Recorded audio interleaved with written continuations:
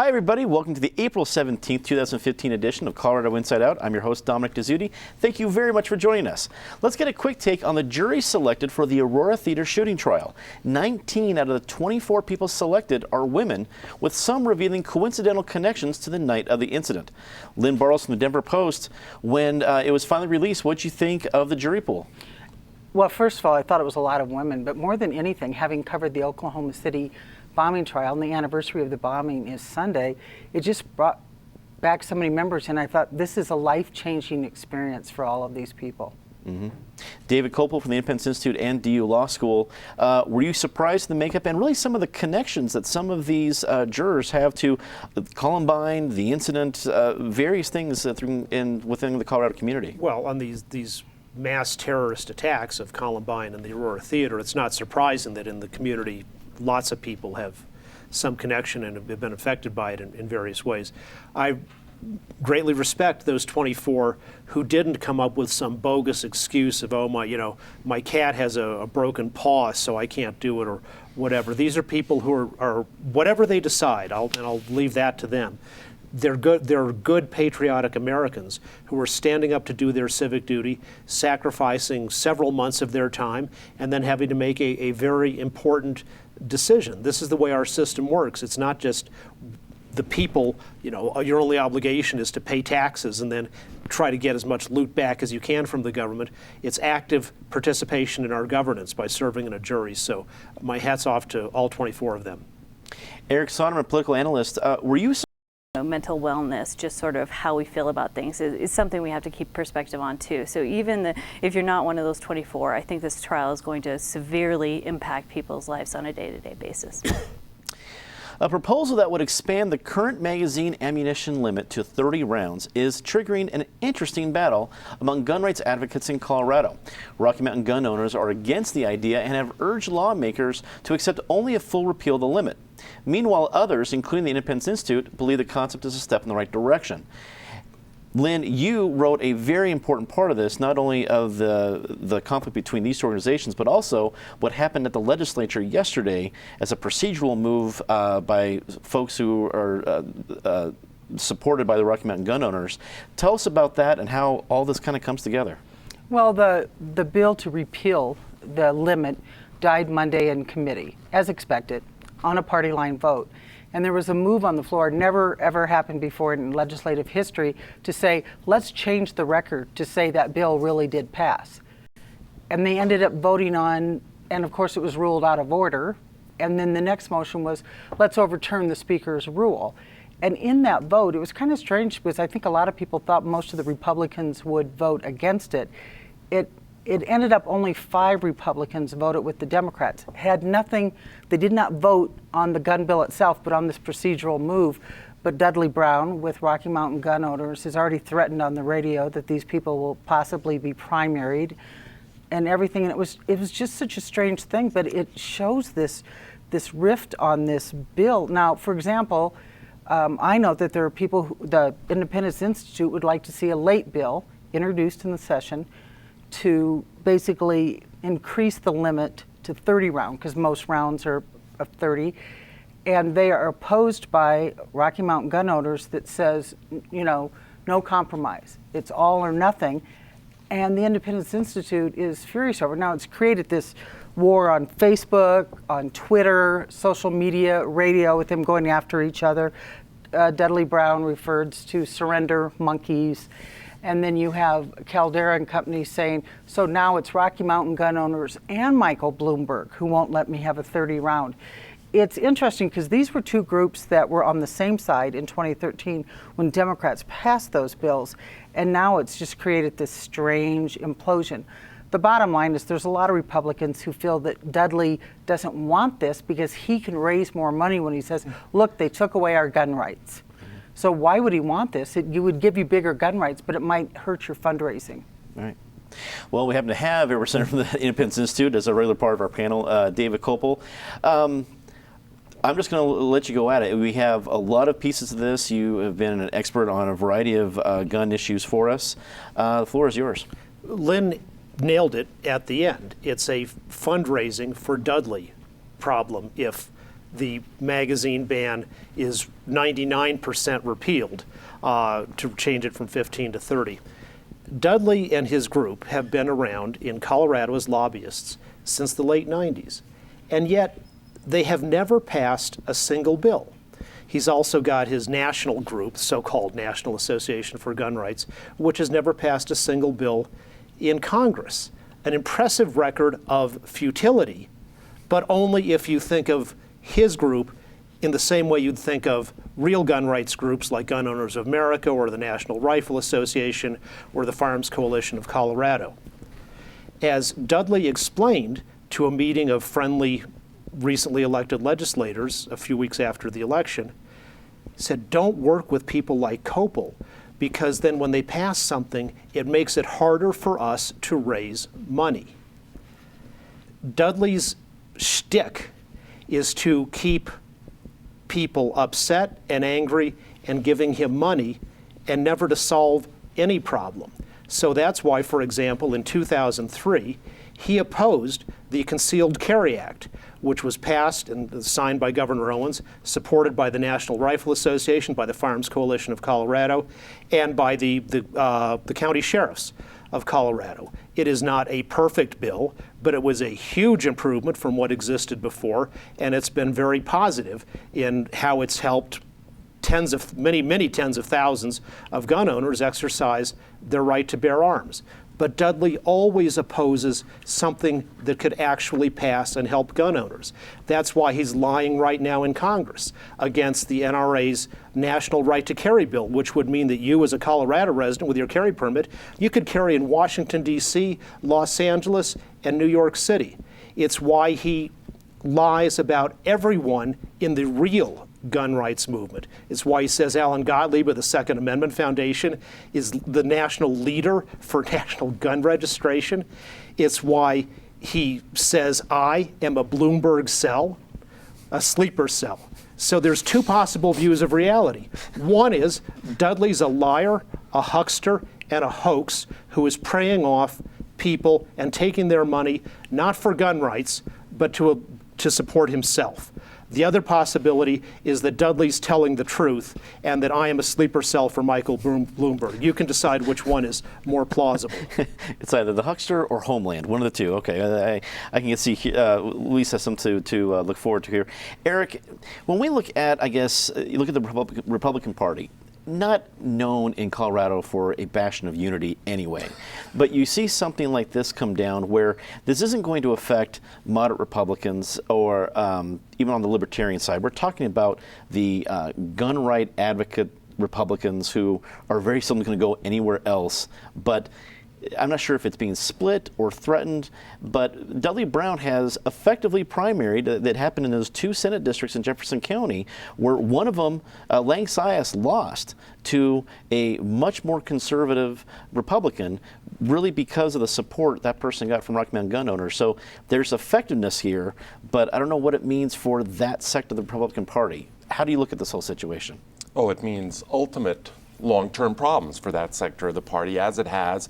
Yes, this woman up in Westminster, Laura Woods, did manage to win in a Republican wave election, but that is the exception, not the norm. Normally, as Dudley and a few others of his ilk have taken this party further and further to the right, you've seen what has happened over the last decade in this state, which has become a rather a blue state. Yes, Cory Gardner won, and yes, Republicans had a good year in 2014, but it was the first good year that they had in a decade. Sitting around this table in this seat following David, I often take a different course than him on gun issues, and our views of that world or that issue are not always the same. On this one, his strong words were absolutely right on. Dudley Brown is a hoax. He is a huckster. I might disagree with David Kopel on some issues. In my wildest imagination, I have never sort of thought that somehow he's in cahoots with Michael Bloomberg, and to suggest that we probably have some video of the recent Colorado Inside Out. So you have to either be in touch with an alternate reality, believe that, or you just have to be in touch with the sound of your own voice and to rev up that grievance group that Dudley Brown runs and keep that money gravy train coming. everyone knew when the Democrats passed those gun bills back in 2013, and whatever you made of them, and I supported most of them, but the weakness in that package of bills was the 15-round limit in the magazine ban. Governor Hickenlooper acknowledged as much at this time, even though he signed it and then tried to backtrack with that awkward appearance before the sheriffs, etc. Here is an opportunity to get that right.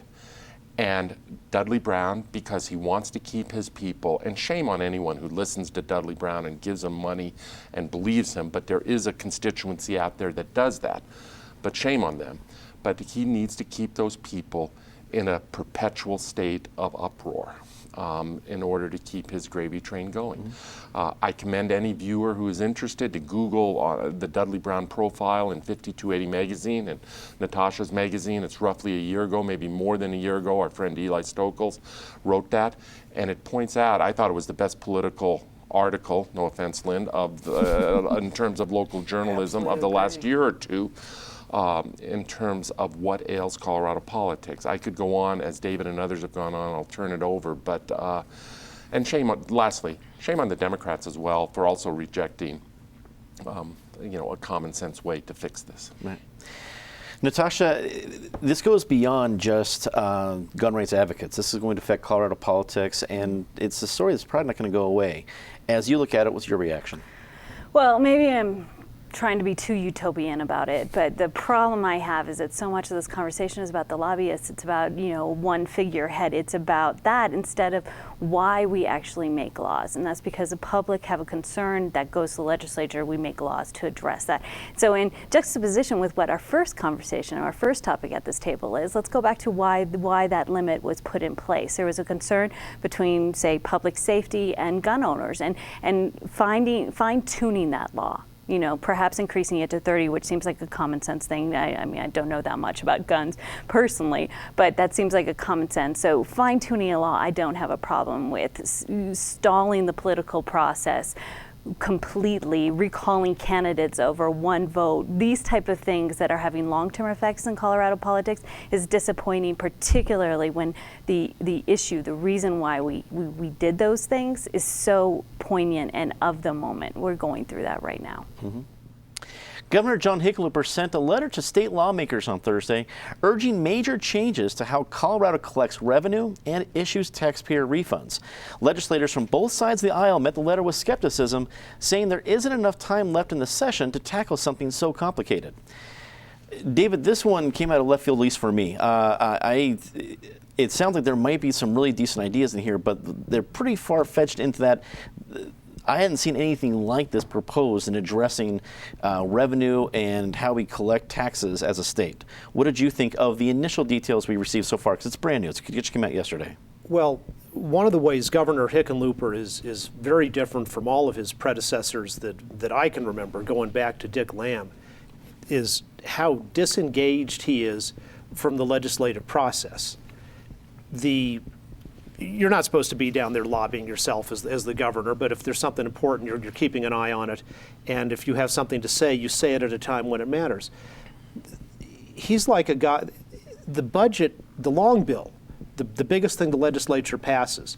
Months of work by the Joint Budget Committee. It's been to both houses, lots of pro and con debate, and he's the equivalent of a guy who, after your house is 99% built and they're putting on the curtain rods, he comes in and says, well, maybe we should tear down the entire second story and put a swimming pool up there. It might or might not be a good idea, but it's really late in the process to come in with this, and I'm just baffled why it took so long. If he wants to talk about it on a forward-looking way, not for this year's budget, but for the future, then he's on time for this. In practice, if there are pressures on the budget, it's his fault more than anybody else's, because he's the one who unilaterally did this Medicaid expansion, and everything else in our state budget that is getting squeezed out, whether it's higher education, which actually gets a lot of per capita support, but everything, all budget pressures are the result of, in the long term,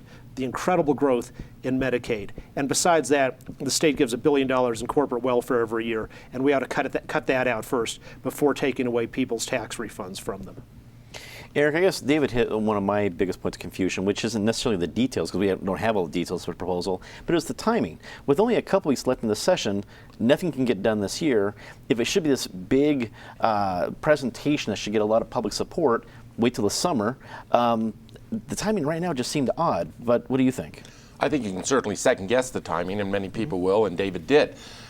I regard it as an act of frustration on Governor Hickenlooper's part. I believe that he has been involved in plenty of private conversations with leadership and thinking that he was moving the ball forward. Maybe he was deluding himself, but thinking he was moving the ball forward, particularly with Senate President Cadman and others. And then all of a sudden he looks at the clock and the session is winding down and it is all stuck. And I think he went to this as somewhat of a last-ditch maneuver to try to break things loose. It might be too much last ditch. It has interesting pieces in it. Whatever you make of the Medicaid expansion, and I share some of those hesitations because it is just the elephant that is consuming everything in the state budget right now. At least the idea of turning the hospital provider fee, which was passed back in the Ritter era, and turning that into basically getting it off the books in terms of Tabor impact and turning it into more of an enterprise operation. That does, and I think that would enjoy some bipartisan support, more Democrats than Republicans, but some bipartisan support.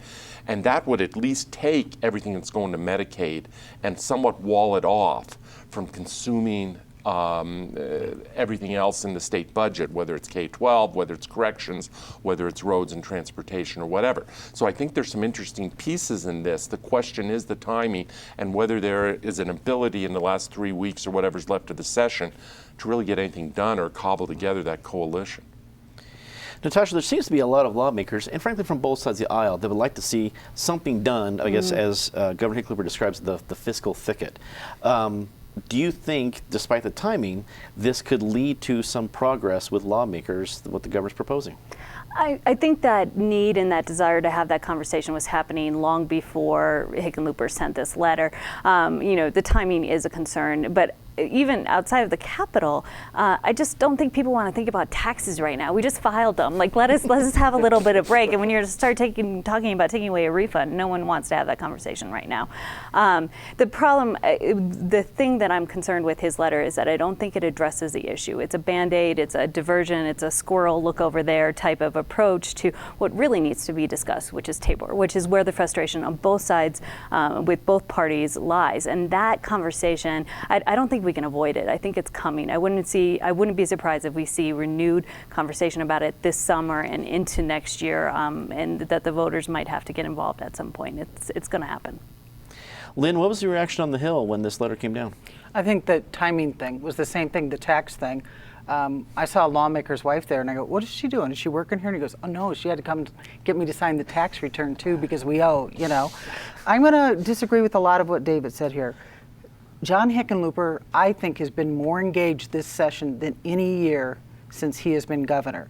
He has never been the kind that say, let's have a big press conference to say what I'm working on. He is very much, let's bring people in, let's work behind the scenes, let's do this, let's do that. When you talk about Medicaid and that sort of thing, I can remember, I'm so old that I can, his budget director used to work for Bill Owens.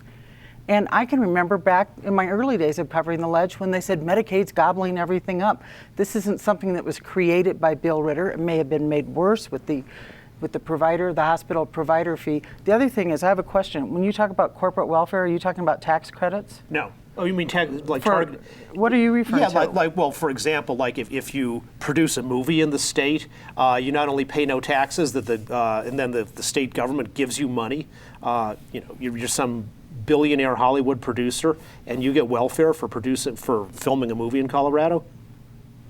I'd rather have welfare for movies than some of the other corporate things. I will tell you that business does come into hearings and say things because of the Gallagher Amendment. And once again, we go back to our strange, screwed up tax system in this state.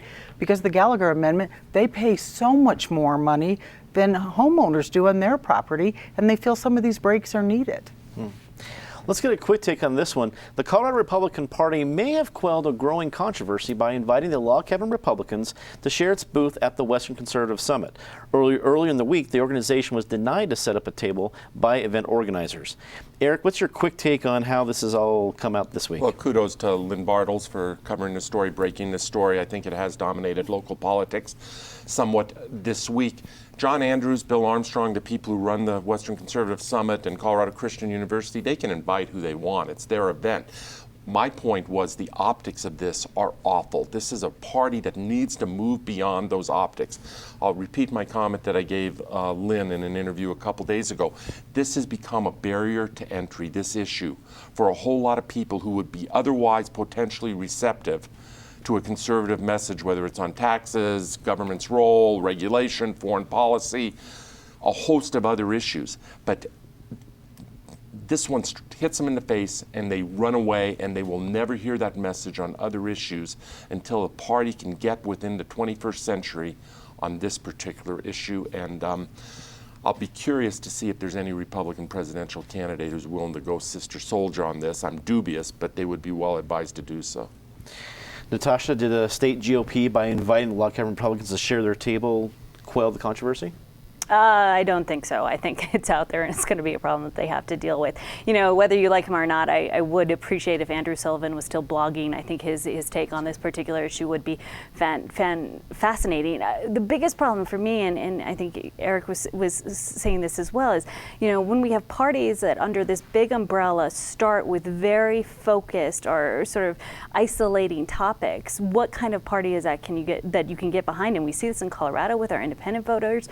I don't think it's uncommon to have a man who might be fiscally interested in Republican ideals also want to marry his partner of 15 years and believe that climate change exists and that we have water problems in the West. That person exists. That person probably lives on my street. It lives in our neighborhoods. I mean, this is who we are. But how does that person fit into today's two-party system? I don't think they do. So maybe it's time to rethink how we bring all of that to the table. Sure. Lynn, what's your quick take? I was really surprised that the new state Republican chairman, Steve House, who people said was elected with the help of some right-wingers, offered the invitation to the log cabin Republicans, and we'll see if he faces any fallout from that. But I just think in this day and age, my first instinct was, did they not just hear about Indiana? Right. David, finish it up for us. Well, the event it's not being held by Colorado Republican University. It's being held at Colorado Christian University, which is a theologically conservative place, and there's a lot of ideas that they disagree with on principle, even though those ideas might be helpful to the Republican Party. I agree with Eric and I think everybody else. It was a smart move by the state Republican Party, which is the Colorado Republican Party, not the Colorado Christian Party, to invite the log cabin Republicans in, and that's a wise move that'll help expand their political outreach. Let's get to our favorite part of the show, but let's do it rather quickly. Disgrace of the week. Lynn, start us off. On the show Survivor, they voted Joe off. I'm always very love your unhappy. David. The Obama plan for the nuclearization of Iran, now Russia's going to be selling them ballistic missile, anti-aircraft missiles, making any action against the Iranians all the more difficult.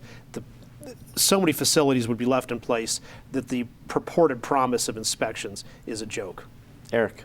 Doug Bruce, a name we often talk about around this table, haven't recently, facing court action here regarding taxes and delinquent taxes, now in Ohio, facing slumlord action. What a flawed messenger. You know, whatever you make of his message, what a flawed messenger. And Doug, just obey the law and do right. If you're going to own investment property, apartments, do right by the people who live there. Natasha. The story that's coming out about the TSA workers that allegedly groped people, what a violation. Yeah. See something nice rather quickly? Lynn. The Lamar High School superintendent and the principal a couple weeks ago could have said no to us coming down and interviewing them. They opened up the school, people talked to us, and I think we need more of that among schools, and I appreciate Lamar for doing that. I'm not saying anything about their mascot, but I'm just saying they did the right thing, and it helped them get a better story. David. 2 weeks ago, Mike Litwin on this show predicted that April is the month in which people can imagine the Rockies winning the championship, and he sure turned out to be right. Eric. David's right. 6-0 on the road. It's very early, but we'll see. Denver Center Theater Company, 2 recent productions that I thought just hit it out of the park. Benediction, which is closed, one that my wife and I saw last night called One Night in Miami. Fascinating character study. It's around for another week, and if viewers have a chance to get down there, they should do it. Natasha. A Denver area teacher who simply asked her students what they wanted their teacher to know. The answers she got back were so compelling and interesting, and a good reminder of sometimes asking just one question can let you learn a lot about people. That's an excellent Twitter sensation. It's fantastic to see. That's all the time we have tonight. Thanks for tuning in. Remember that if you missed any part of the show or want to catch our web-exclusive segment, CIO Postgame, check out cpt12.org or YouTube. We started our look at the Denver City Council races, so be sure to check those out online or every Friday at 7 p.m.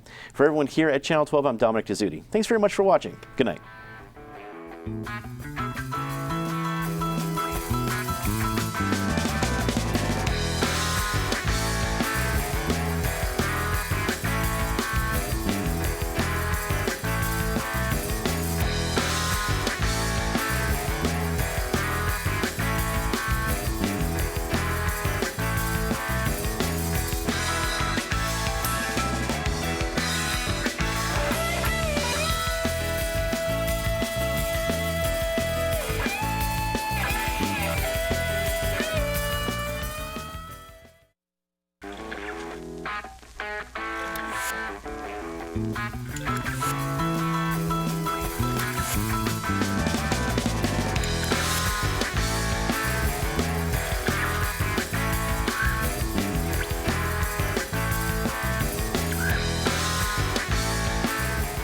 Hello, I'm Steven, and I'll be directing Colorado Inside Out today. I'm not a director, but I play one on TV.